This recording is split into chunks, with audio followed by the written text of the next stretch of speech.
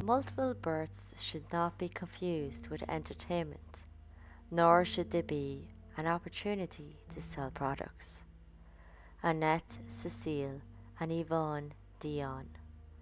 This was the Dion Quintuplets, and this is the good, the bad, and the pure evil. It all began with Olivier and Elzérie Dion when they met and married September 1925. They lived just outside Corbeil, Canada in a farmhouse. At the age of 24, Elzérie gave birth to quintuplets. She had a feeling of twins, but quintuplets no one knew could be possible. On May 28, 1934, the girls were born premature. Elzérie said she had severe cramps in her third month and passed an unusual object many believed was a sixth child. She carried the other five until one night Olivier called midwives Aunt Donalda and Madame Benoit Lebel to the home. They came with Dr. Alan Roy Defoe, who had originally diagnosed Elzérie with fetal abnormality. The quintuplets weighed a total of 13 pounds 6 ounces, with the heaviest of the five at 3 pounds 4 ounces and the lightest at 2 pounds 4 ounces. The babies were wrapped in cotton sheets and laid in the bed. Elzérie went into shock after the births, but recovered within a few hours. The babies were moved to wicker baskets like Moses baskets, given by neighbours. They were covered with heated blankets and taken to the kitchen to sit beside the stove to be kept warm. One by one they would be taken from the baskets and massaged with olive oil. Every 2 hours for the first 24, the babies were fed water sweetened with corn syrup. On day 2, they were moved to a larger basket and kept warm with hot water bottles. After a while, 7 to 20 bottles fed them with cow milk, boiled water, 2 spoons of corn syrup, and a drop or two of rum for stimulant. News of the miracle blew up from Olivia's brother inquiring to a newspaper as to how much for the announcement. Before long, people came from all over North America. They were offering help, sending supplies, advice, and a hospital even sent 2 incubators. Women donated their breast milk, receiving 10 cents per ounce. Once the milk came, it was preserved and sent by train to the babies. At the Toronto Hospital for Sick Children, Dr. Alan Brown made sure the train had 28 ounces of breast milk delivered each and every morning to the quintuplets. So Olivier was approached within days of the birth by Chicago's Century of Progress, or Chicago's World Fair, to exhibit the girls to the world. Now at the time, showing incubator babies as exhibition was common. The parents spoke to Dr.Dafoe and the family priest, Father Reuter, about the offer, and both men told the parents to go for it. So they did. But days after agreeing, Olivier took back the contract, saying his wife didn't sign it, so it wasn't valid. The Toronto Borough didn't agree. July 27, 1934, the first Guardianship Bill was signed. This time, Olivia and Elzérie signed the quintuplets over to the Red Cross for a set period of 2 years. During this time, the Red Cross would cover all medical expenses. Expenses like nurses, supplies, and enough breast milk to feed the 5. February 1935, the Dion family went to Chicago as the parents of the world-famous babies, making stage appearances. During the trip, Mitchell Hepburn, Ontario Premier, pushed his agenda to extend guardianship. Mitchell came up with a spiel to the parents that the babies needed protection from exploitation. March 1935, Mitchell pushed through the Dion Quintuplets Act, and this had the 5 girls officially wards of the Crown and had guardianship extended until they turned 18. Olivia was given a seat on the board of guardians for the girls, but he rarely went to meetings. The board was made up of 4 men: the girl's dad, Olivia, Dr.Dafoe, a man named Joseph Vallon, who seems to have been a judge, and the Minister of Welfare, David Crowell. So Olivia didn't go to the meetings because he felt the 3 always voted against him. The 3 men met once a month and had full control of business involving the girls. They also were involved in caring for the 5, managing their money, and getting contracts for appearances in films and commercials. The quote-unquote legal reason to have their 5 removed from their nice, safe family was for their survival, safety, and protection from promoters. But really, they were in the hands of the biggest promoters.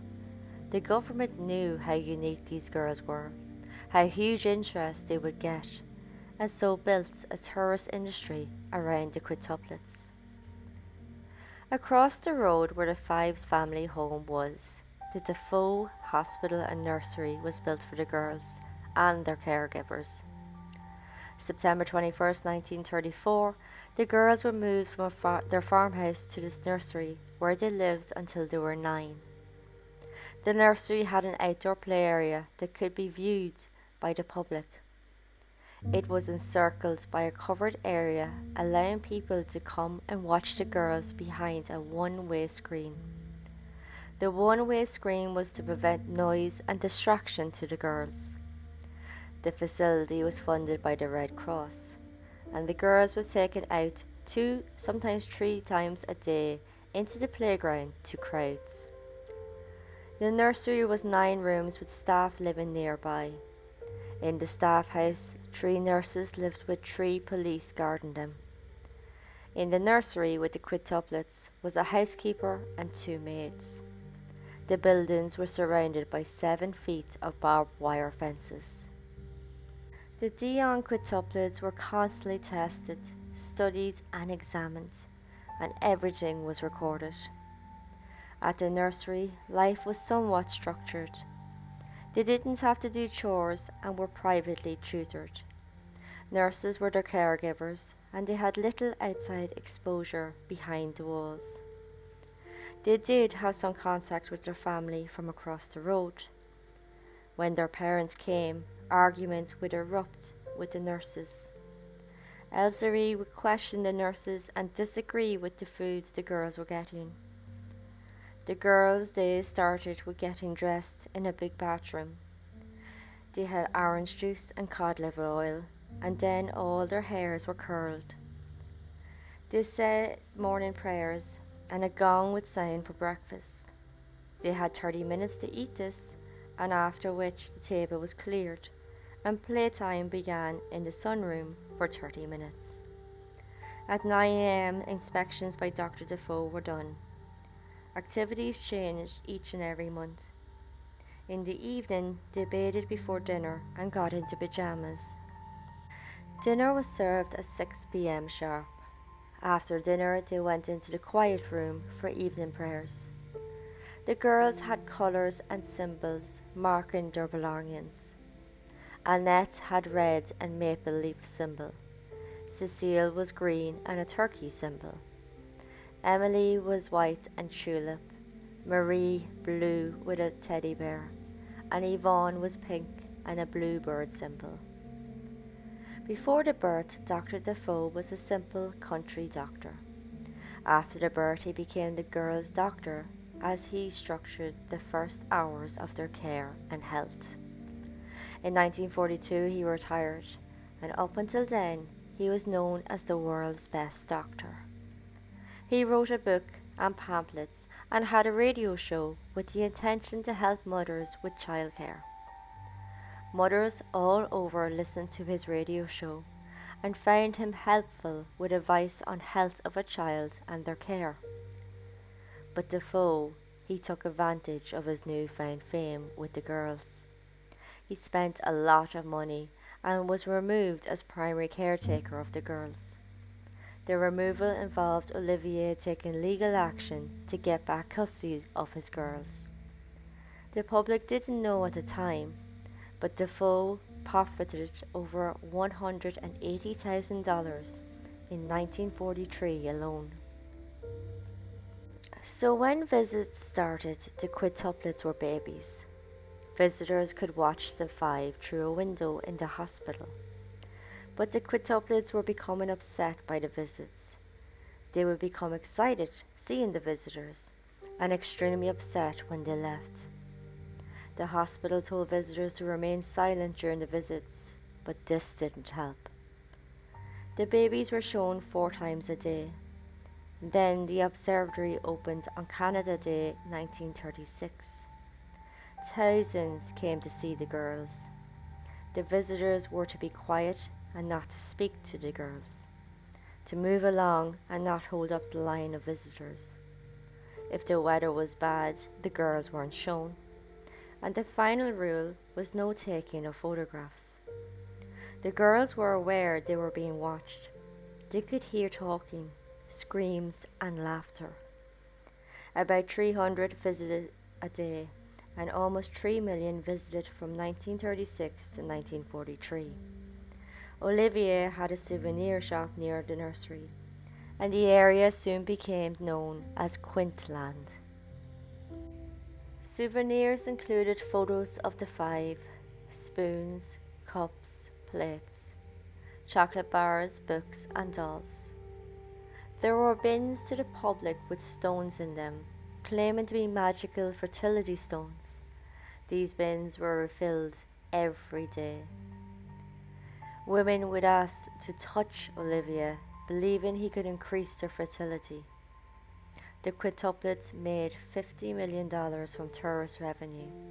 They became Ontario's biggest tourist attraction, even surpassing the Canadian side of Niagara Falls. Hollywood stars visited them too, including Clark Gable, Bette Davis, Mae West, and Amelia Earhart just before she disappeared. Visits in a room with the quintuplets were allowed. 5 people at a time who had been sprayed with disinfectant before going in. The sisters and Dr.Dafoe were in commercials for Quaker Oats, Colgate, soap, Canada Starch, corn products, Baby Ruth, condensed milk, chocolate bars, and many other items. They also appeared in films, newsreels, and documentaries. With each newspaper and reel, the girls' trust fund grew. By age 2, they had $250,000 in their account. Their trust fund was secured by the Canadian government, but the girls weren't rich or lived comfortably. The government used the trust to pay for research, food, travel expenses, and even to filmmakers. When the girls released their book years later detailing their memories, they said the government didn't care. They didn't consider the suffering their actions caused the girls. The girls, now women, called for $10 million from the government, but got no response. Bertrand, Cecile's son, was able to get news to agencies to release documents of the 5 that were burned from 1934 to 1937. This release had the Living Tree offered $2,000 by Premier Mike Harris. The offer was seen as an insult. They wanted back what was stolen from their fun. They went to the media, and then the girls turned down offers of $2 and $3 million. Eventually they accepted $4 million and a look into their trust. Harris would visit the tree to apologize on the behalf of the government. But before that, back in 1939, Dafoe resigned as guardian, and Olivia, the girl's father, gained support to have his family whole again. The Catholic Church and French-speaking communities in Quebec and Ontario pressured the government to give Olivia custody. Pressure stemmed from the fact that the Dionnes never agreed to the removal of the girls from their custody. In 1942, the Dionnes moved into the nursery with the quintuplets. to wait for their new home to be built. A yellow brick 20-room mansion was built for the family out of the girls' trust fund.